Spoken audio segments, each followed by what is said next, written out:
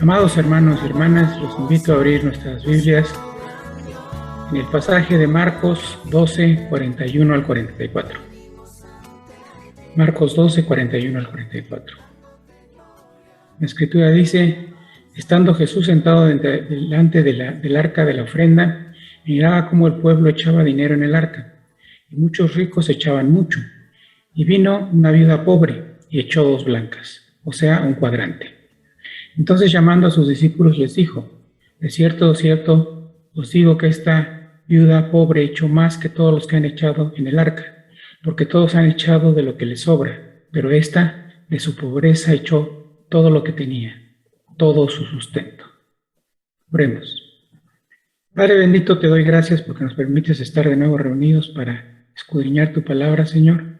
Y te pedimos que prepares nuestra mente y nuestros corazones para recibir el mensaje que hoy tienes dispuesto para nosotros.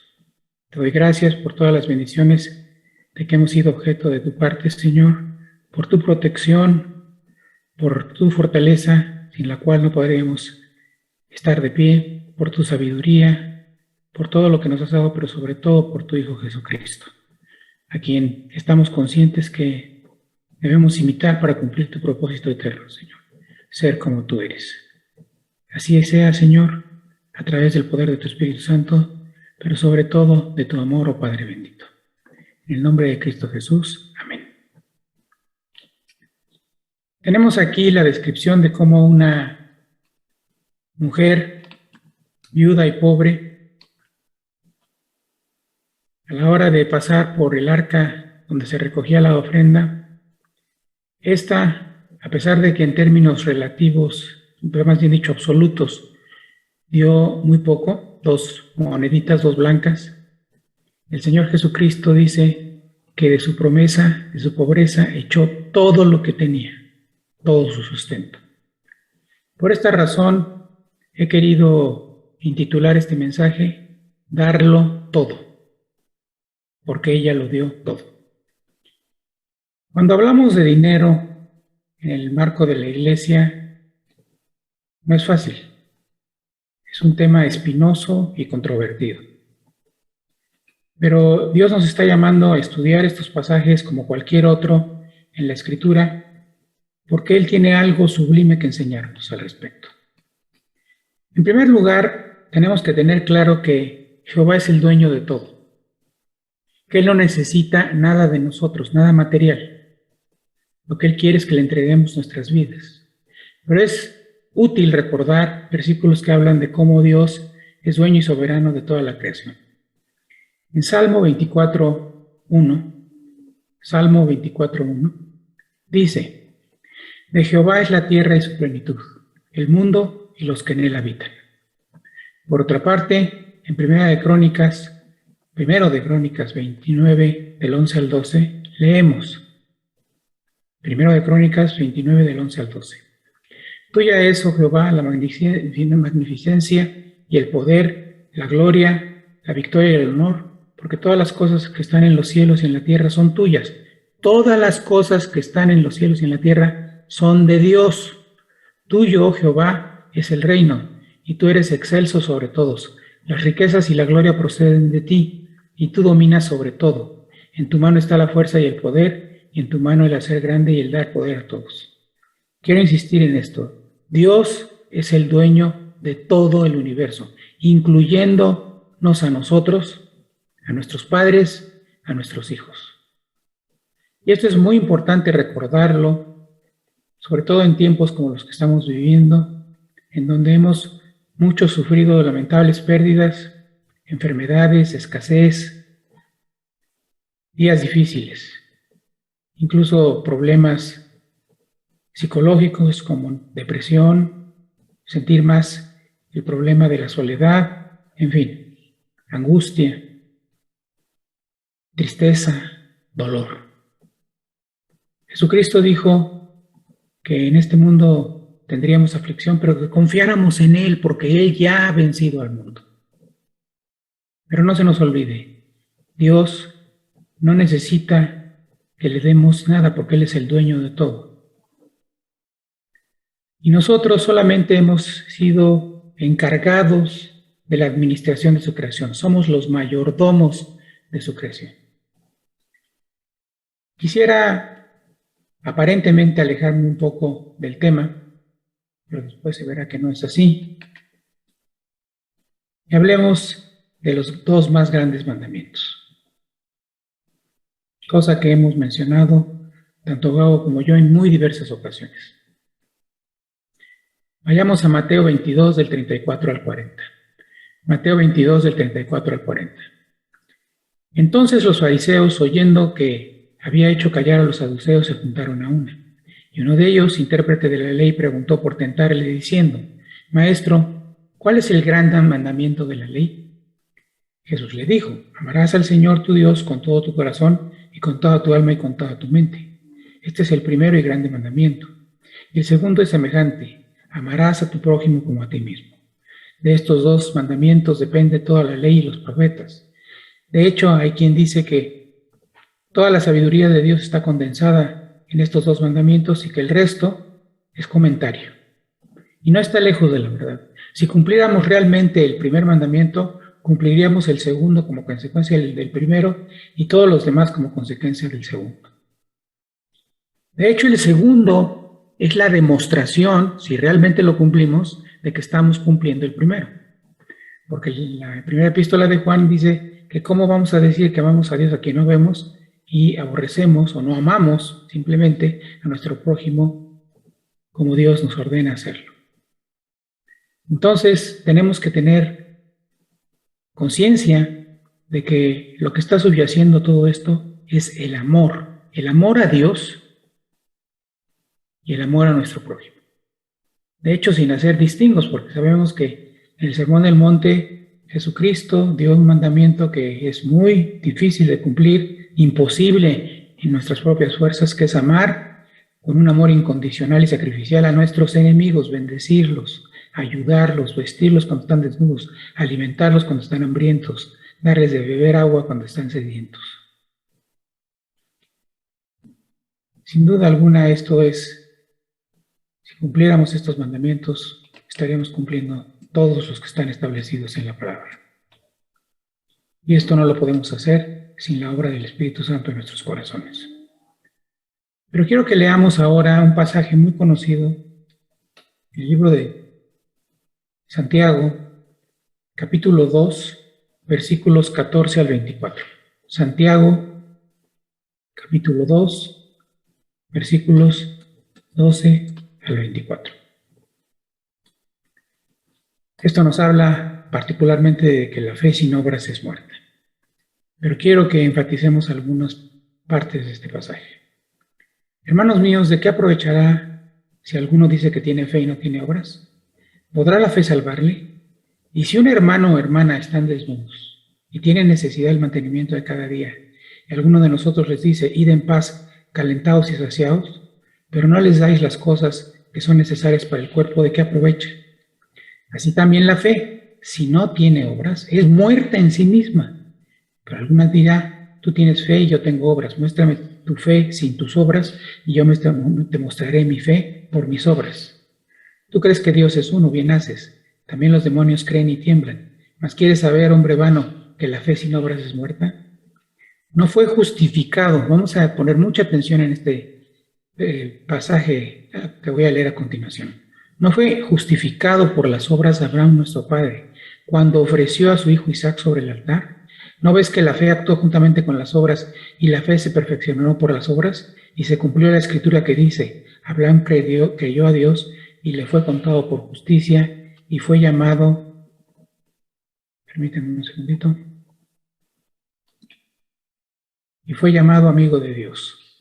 Vosotros veis pues que el hombre es justificado por las obras y no solamente por la fe. Aquí nos está diciendo que Abraham, el momento de su justificación, ocurrió de una manera muy dura para él, porque Dios le pidió que le ofreciera a su hijo en holocausto. Y dice lo que acabamos de leer: no fue justificado por las obras Abraham, nuestro padre, cuando ofreció a su hijo Isaac sobre el altar. Dios le dio una orden a Abraham: sube al monte Moriah junto con tu hijo y ofrécelo a mí en sacrificio, en holocausto. No solamente quitándole la vida con un puñal, sino después quemándolo hasta que se hiciera completamente cenizas. La máxima prueba que podemos imaginar, sobre todo tratándose de Isaac, el hijo de Abraham y de Sara, que les había prometido Dios y que según ellos se había tardado ya demasiado tiempo en cumplir esa promesa. Y como consecuencia de eso, en términos humanos, ni Abraham ni Sara esperaron el tiempo suficiente, y Sara le dijo a Abraham que tomara a su sierva Agar, y de esa unión se produjo el nacimiento de Ismael. Y ahora vemos cuánto problema hay que ha persistido hasta nuestros días, de los enfrentamientos que hay entre el pueblo de Israel actual y el pueblo palestino, que son descendientes de Ismael, al igual que muchos otros países que rodean a el Israel moderno, que es un territorio muy pequeño, pero está rodeado básicamente por enemigos descendientes de Ismael. Pero el hecho es que Abraham creyó a Dios y le fue contado por justicia, y fue llamado amigo de Dios. ¿No te gustaría que se tuviera un registro tuyo, conocido por muchos, que dijera que tú le creíste a Dios y te fue contado por justicia? Vemos entonces que la fe en acción produce obras vivas, obras espirituales, el fruto del Espíritu. De hecho, Mateo 7:20 dice: así que por sus frutos los conoceréis. Ahora, hay un pasaje importantísimo en cuanto a cómo debe conducirse la vida en la iglesia, en 1 Corintios 9, 13 al 14. 1 Corintios 9, del 13 al 14. Hay otro pasaje del cual he tomado una pequeña frase, una pequeña oración, como comentario a este pasaje, que es que el obrero es digno de su salario, en términos generales, pero muy en particular de quienes predican el Evangelio. Dice 1 Corintios 9, 13 al 14, ¿no sabéis que los que trabajan en las cosas sagradas comen del templo? Y que los que sirven al altar del altar participan. Así también ordenó el Señor a los que anuncian el Evangelio, que vivan del Evangelio. Aquí vemos cómo el deseo de Dios es que sus ministros tengan un salario digno que les permita vivir del Evangelio para no descuidar el ministerio. Desafortunadamente, esto no se cumple en muchas iglesias por diversas razones, entre las cuales puede estar, sobre todo en los tiempos actuales, el temor a que no vamos a tener suficiente. Pero la Biblia nos dice que si no sabemos o no recordamos que Dios le da sustento a las aves del cielo, a los pequeños animales y a los animales grandes sobre el territorio firme, y Él sabe de qué cosas tenemos necesidad aún antes de que siquiera las pensemos, no solamente las digamos, las pensemos. Y dice que el Señor ordenó que los que anuncian el Evangelio vivan del Evangelio. Eso es solo posible si la iglesia tiene un ingreso suficiente. Insisto ahora mucho en el tema de la escasez que hemos sufrido y padecido muchos de nosotros durante estos últimos tiempos debido a la pandemia y la contracción económica que tiene que ver con la pandemia, pero que desde que se tomaron una serie de decisiones equivocadas ha dado al traste con la economía del país. Afortunadamente se vislumbra una pequeña mejoría, vamos a ver qué pasa. Pero tenemos que tener conciencia de esto, que creyendo, así como Abraham, en Dios, sabiendo que Él es la roca fuerte de nuestra salvación y sosteniéndonos sobre esos cimientos, si confiamos en Él, si tenemos fe absoluta en Él, nos será contado por justicia. Por eso Mateo 6:33 dice que busquemos el reino de Dios y su justicia y todas las cosas, todo lo demás nos será añadido. Ahora, ha habido una gran discusión en la iglesia, gran discusión, acerca de si el diezmo es obligatorio para la iglesia del Nuevo Testamento. Hay quienes dicen que sí, hay quienes dicen que no. Les voy a presentar cierto material que Dios me dio para que ustedes y yo lleguemos durante esta enseñanza a una conclusión al respecto. Primero quiero referirme al Concilio de Jerusalén, que está relatado en el capítulo 15 del libro de los Hechos. Se tiene una discusión sobre si a los gentiles se les debe imponer ciertas prácticas de la religión judía, como la circuncisión, por ejemplo, y otras más. Y Pablo plantea el problema, están ahí los discípulos que aún sobrevivían. Llega un momento en que se para un siervo llamado Jacobo, quien no es el hermano de Juan, sino muchos me piensan más bien que era el hermano del Señor Jesucristo, el que escribió la carta o la epístola de Santiago. Porque ya hemos comentado muchas otras veces que Santiago viene de la unión de dos palabras que son santo y Jacob, que pronunciado adecuadamente se parece mucho a la palabra o al nombre Santiago. Y él dice esto, y lo repite, lo dice dos veces. Lo repite una y lo dijo anteriormente otra, pero aquí le añade ciertas cosas que han dado autoridad a esta conclusión. Dice en Hechos 15, 28 y 29, Hechos 15, 28 y 29, porque ha parecido bien al Espíritu Santo y a nosotros no imponeros ninguna carga más que estas cosas necesarias, que os abstengáis de lo sacrificado a los ídolos, de sangre, de ahogado y de fornicación, de las cuales cosas si os guardaréis bien haréis, pasadlo bien. Entonces, ustedes me podrían decir, con justa razón, ¿y el diezmo no aparece entre las cosas que hacían los judíos que también debemos hacer los gentiles? Pero para dar una respuesta que a mí me parece sublime, extraída de la Escritura, vayamos a uno de los libros que tiene mayor densidad doctrinaria que cualquier otro, el libro de Hebreos. Hebreos 7, del 1 al 4. Cuando digo esto es porque es un libro denso, ciertamente en conceptos, pero de gran sabiduría y que nos aclara muchas cosas, no solamente de esta realidad, sino de la eternidad. Dice Hebreos 7, del 1 al 4, Hebreos capítulo 7, de los versículos 1 al 4, porque este Melquisedec, rey de Salem, sacerdote del Dios Altísimo, que salió a recibir a Abraham, que volvía de la derrota de los reyes, le bendijo, a quien asimismo dio a Abraham los diezmos de todo,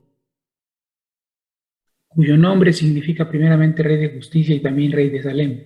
Esto es rey de paz, sin padre ni madre ni genealogía, que ni tiene principios de días ni de vida, sino hecho semejante al Hijo de Dios, permanece sacerdote para siempre. Considerad, pues, cuán grande era este, a quien aún Abraham, el patriarca, dio diezmos del botín. Dice que Abraham le dio a Melquisedec los diezmos de todo.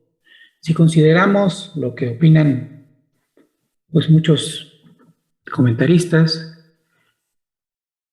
y personas que estudian la palabra, yo me incluyo entre ellos, no porque sea un comentarista ni mucho menos, sino porque estoy de acuerdo con la postura.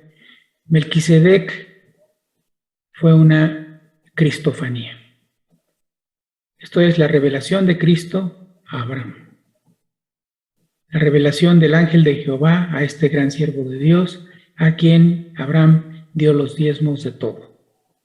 Sobre todo por el hecho de que dice que no tiene padre, ni madre, ni genealogía, ni principio de días, ni fin de vida. Humanos se refiere, por supuesto. Claro que el Señor Jesucristo tiene a nuestro Padre Celestial, quien es también Padre de todos nosotros.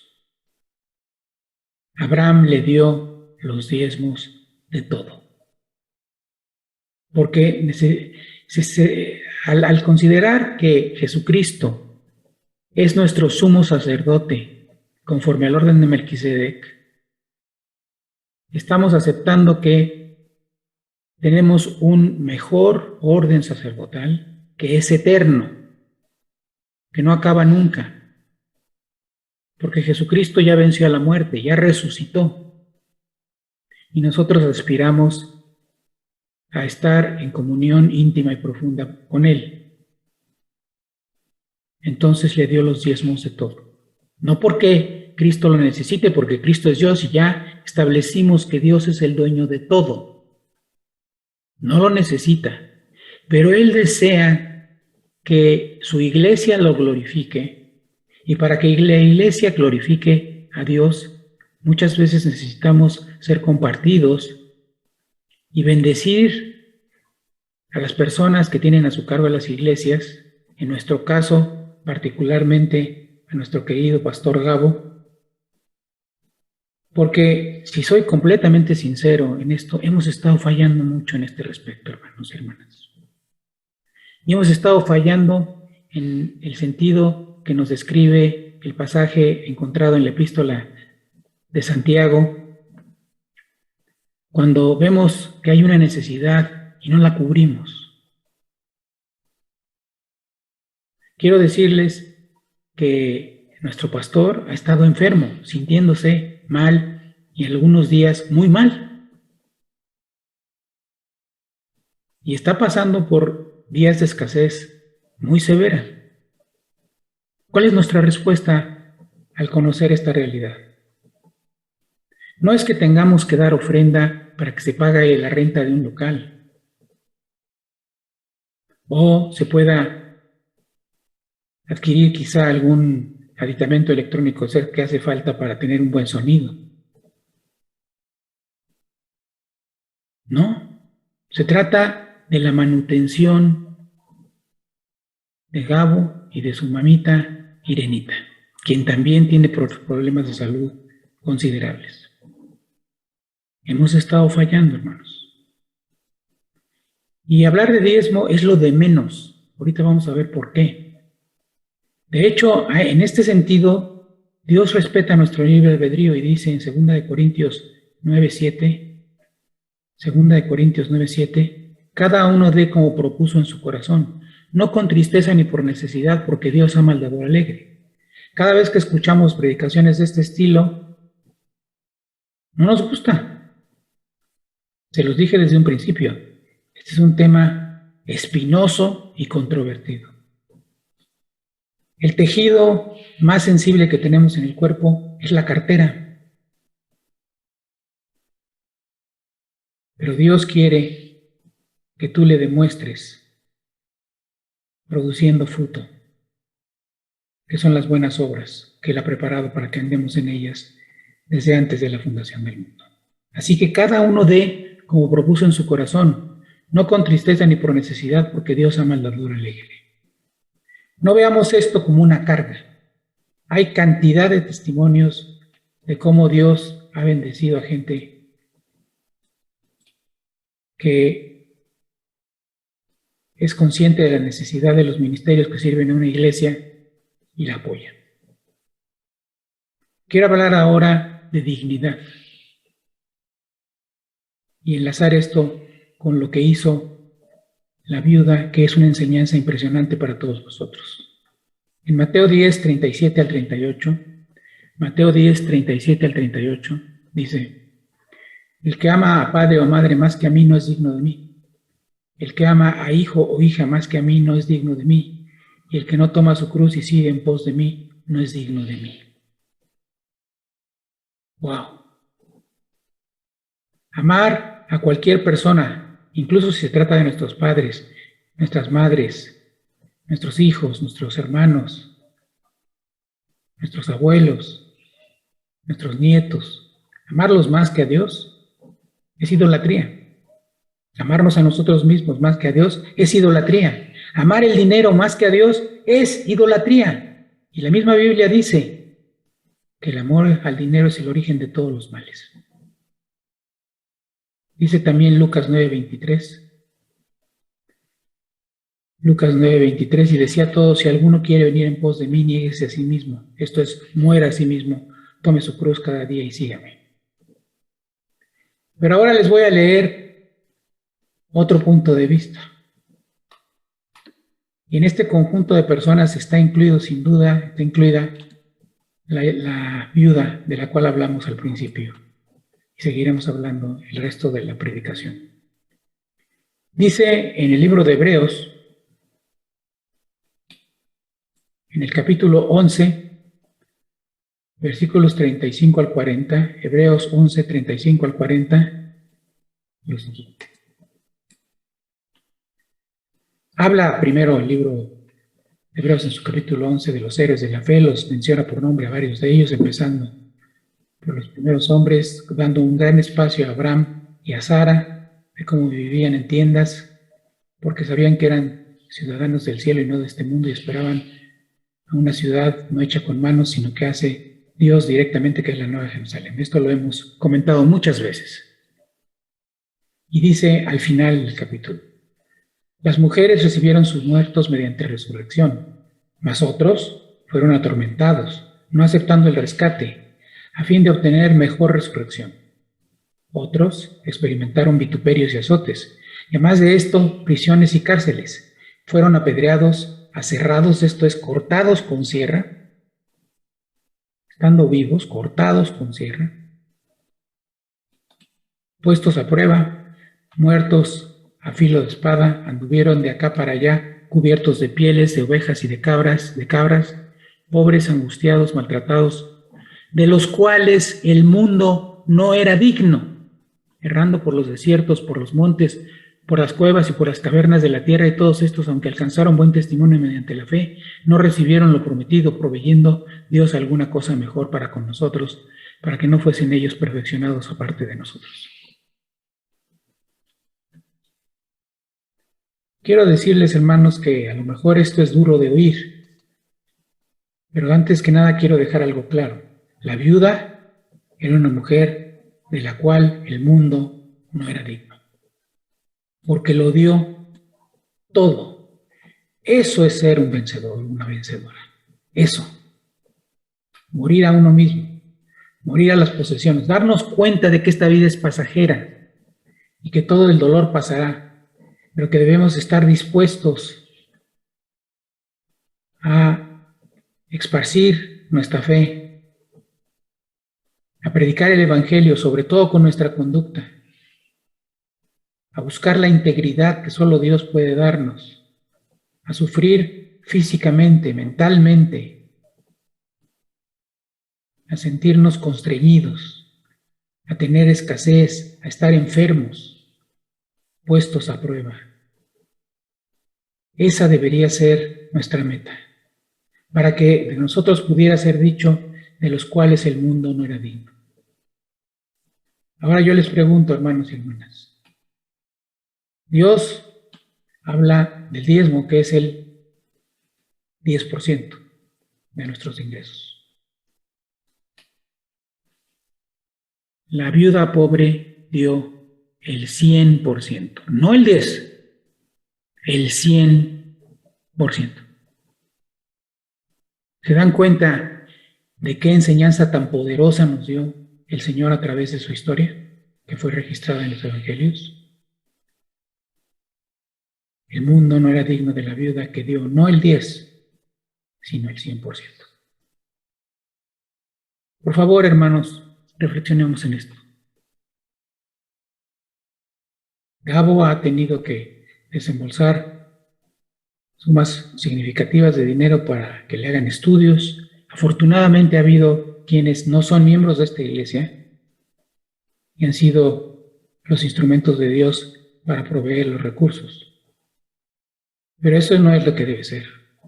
Nosotros nos debemos ocupar de los nuestros. Revisemos esto, hermanos. Yo sé que a la mayoría de nosotros no nos gusta oír esto. Y los ingresos de la iglesia se han desplomado muy severamente.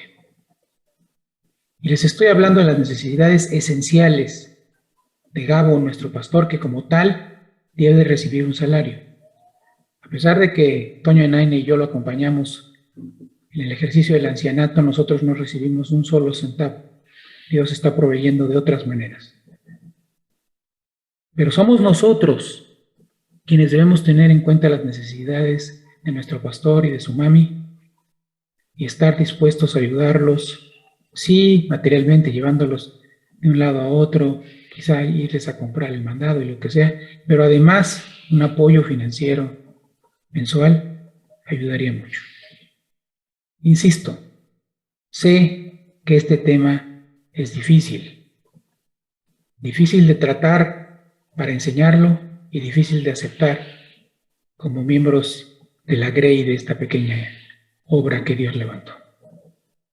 Les aseguro que Gabo ha puesto todas sus fuerzas, todo su conocimiento para que tengamos disponible la predicación dominical, superando muchísimos retos técnicos, en algunos casos adaptando el equipo, el software que se utiliza y demás, y dándose de topes porque a veces las cosas no funcionan como deben. Ya lo hemos visto. Y no es fácil.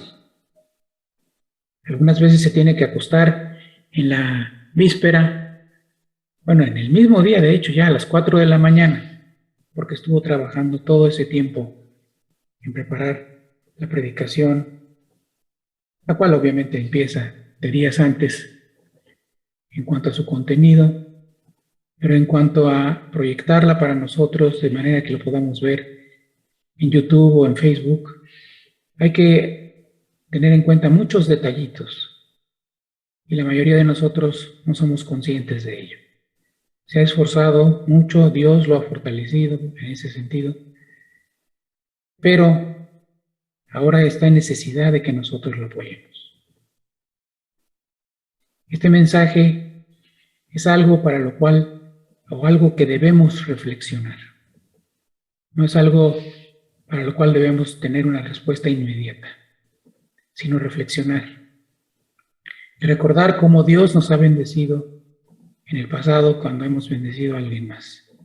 Y en este caso, yo, como siervo suyo, primeramente, y como anciano de la iglesia, en segundo lugar, les pido que en oración le pregunten a Dios qué podemos hacer para ayudar a nuestro pastor a que siga ejerciendo el ministerio de tiempo completo, porque inclusive él ha considerado la posibilidad de obtener un trabajo secular, porque simplemente no alcanza.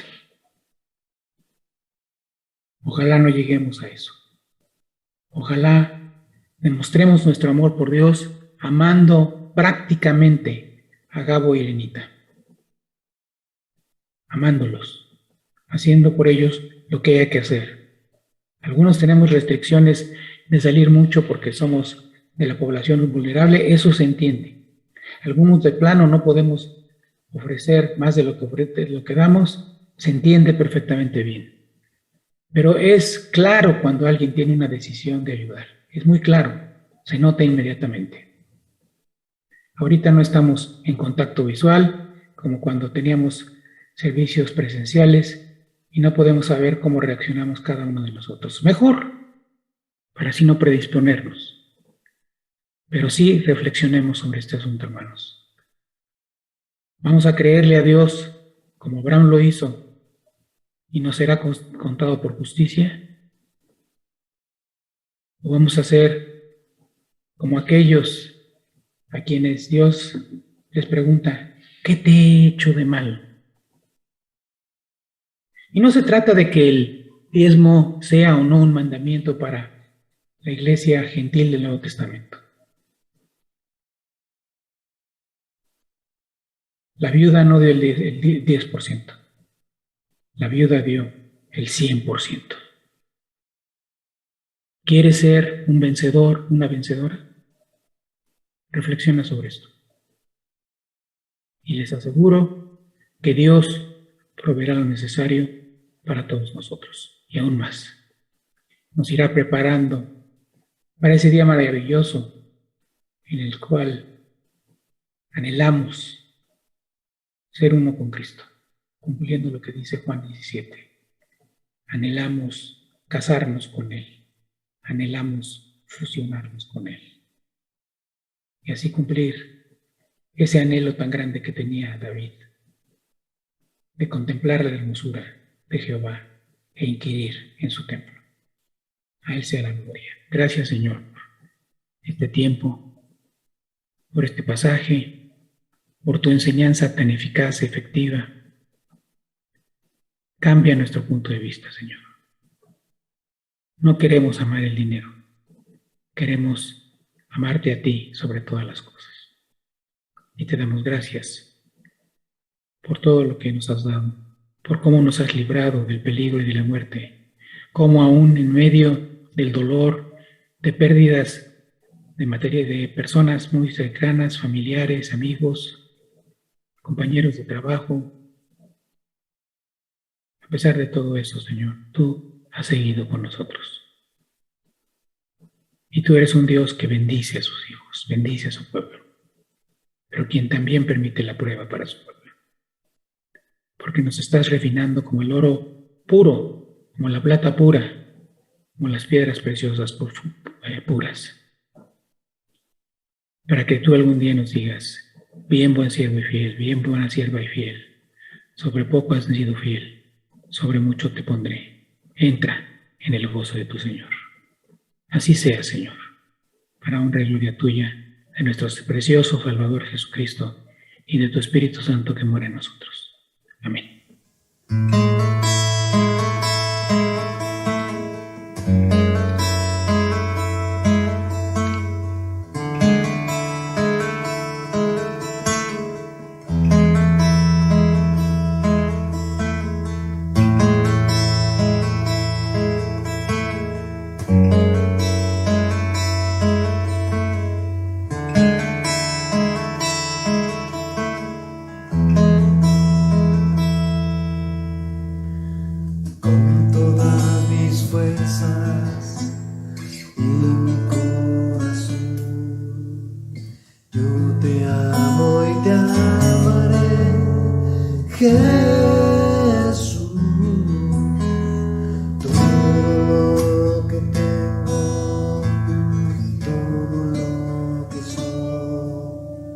Te pertenece solo a ti, mi Señor Jesús. Ante tu majestad me rindo, a tu señorío me someto, y ante tu presencia me humillo. Te quiero obedecerte, quiero siempre honrarte, quiero siempre hacer tu voluntad.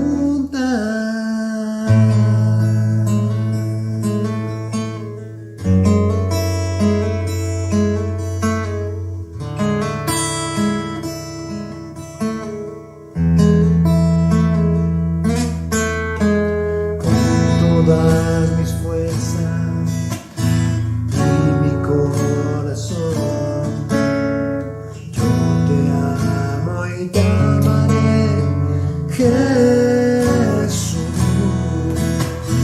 Todo lo que tengo, todo lo que soy, te pertenece solo a ti, mi Señor Jesús. Ante tu majestad me rindo,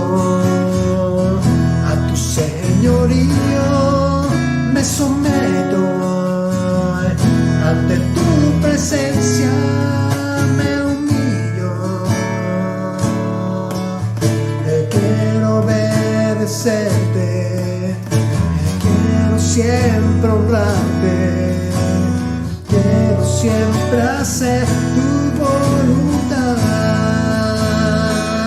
Ante tu majestad me rindo, a tu señorío me someto hoy. Ante tu presencia me humillo, quiero obedecerte, quiero siempre honrarte, quiero siempre hacer tu voluntad. Quiero siempre hacer tu voluntad. Quiero siempre hacer tu voluntad. Quiero siempre hacer tu voluntad. Quiero siempre hacer